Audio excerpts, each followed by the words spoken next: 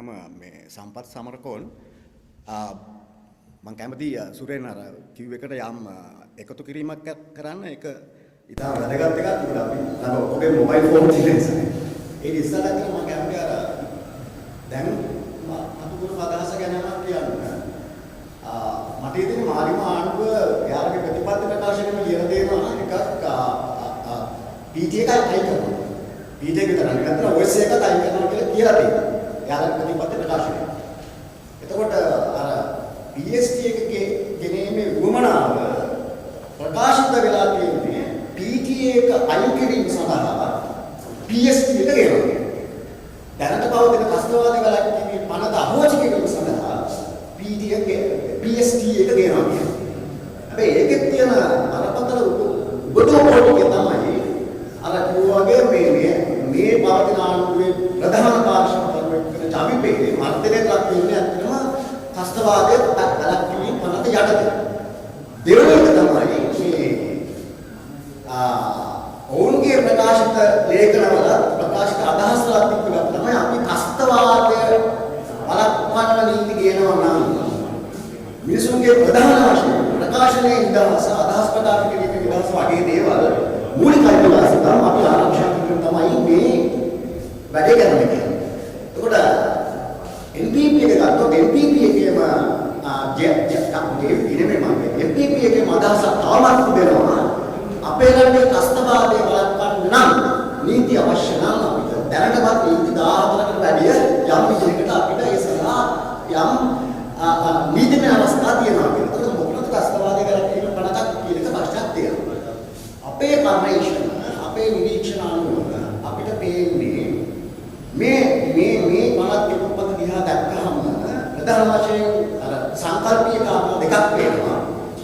එකක් තමයි මේ ආණ්ඩුව ගමන් කරමින් ඉන්නේ මේ ආණ්ඩුව විරෝධී අදහසක් නෙවෙයි මම කියන්නේ ආණ්ඩුව විරෝධී අදහසක් නෙමෙයි මේ ආණ්ඩුව ගමන් කරමින් ඉන්නේ විශේෂයෙන් චීන සම්ප්‍රදාය චීනීය දේශපාලන දෘෂ්ටිවාදය චීනීය තාක්ෂණික දෘෂ්ටිවාදය වගේ දේවල් එක්ක ඒක හොදටම පේන ලක්ෂණයක් තමයි මේ පනත යෝජනා මේ යෝජිත පනතේ 55 53 වෙනි වරන්තිය ඒක ඉතාම බලපෑම ලෝකෙත් මේ පිළිබඳ ලොකු සාකච්ඡාවක් තියෙනවා ඒක තමයි දැනට විශේෂ WhatsApp සිග්නල් වගේ අපි ඒක කියනවා ටෙක්නොලොජි විදියට එන්ක්‍රිප්ෂන් කියලා අපිට තියෙන ප්‍රධානම ආරක්ෂක බැම්ම ෆයර්වෝල් එක තමයි එන්ක්‍රිප්ෂන් කියලා. ඒ කියන්නේ third party එකට අපේ කන්වර්සේෂන් එක යවන්න බෑ.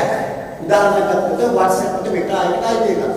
එතකොට මෙටා එකයි WhatsApp එක මමයි සුවේලු WhatsApp මැසේජ් එක ෂෙයාර් අපි කන්වර්සේෂන් එකක් කරනවා සංනිවේදනය කරනවා නම් මෙටා එකට අයිති උනා සකලපත්තවත් ඒක අහන්න බෑ. ඒක තුන්වෙනි පාර්ශ්වයකට මේක අහන්න බැරි ටෙක්නොලොජි එකක් තමයි එන්ක්‍රිප්ෂන් කියලා කියන්නේ.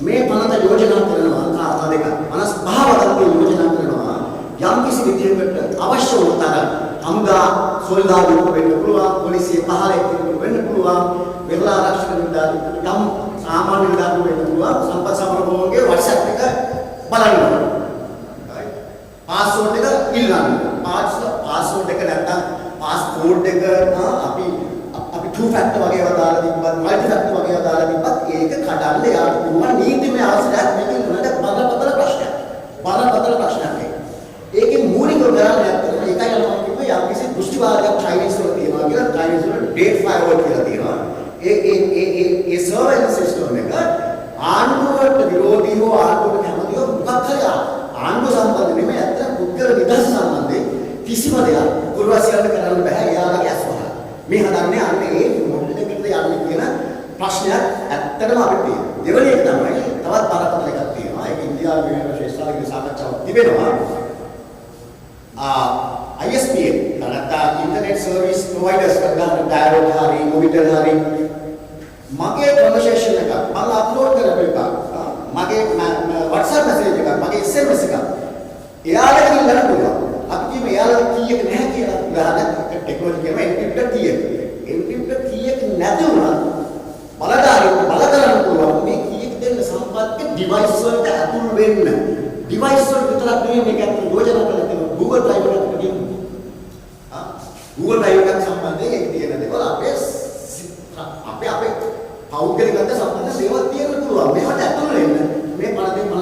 නැති බලලා තියෙනවා. මම කියන්නේ මේක නිසා තමයි අතන ප්‍රධාන වශයෙන් අර මම සුරේන්ද්‍ර ඉස්සලා කිව්වා මේ පරද සම්මත වුණොත් එහෙම මගේ මොබයිල් මම පාවිච්චි කරන Apple device iPhone ඔක්කොම ඇත්තටම ආණ්ඩුවේ හරි බාර දීලා මම ඉතින් කියලා කුපුර උඩන්න වෙනවා කියලා.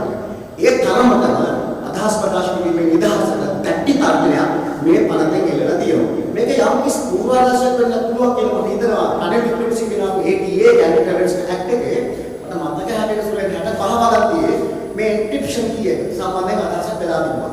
අනිත් ඒක තිබ්බ කාරණේ තමයි ආණ්ඩුව බැක්ඩෝර් එක තියෙනවා. මේ පනතට. ඒ කියන්නේ අර එන්ක්‍රිප්ෂන් එක විතරක් නෙමෙයි අපි කියන්නේ සාමාන්‍ය පාස්වර්ඩ් එකට අමතරව අපේ කන්වර්සේෂන් විශේෂයෙන් පුරවැසියාගේ අදහස් තොරතුරු බෙදා හදා ගැනීමේ කන්වර්සේෂන් එක අහන්න බලන්න බැක්ඩෝර් එක යෝජනා කරනවා.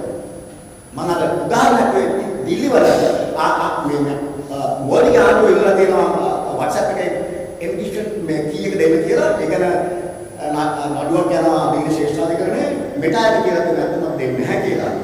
දෙන්න හැදුවොත් ඒ WhatsApp එක යන්න වෙනවා ඉන්දියාවේ ලොකුම WhatsApp එකේ මේ මාර්කට් එක තියෙනවා. ඒක ඉකොනොමි එකට බලපාන.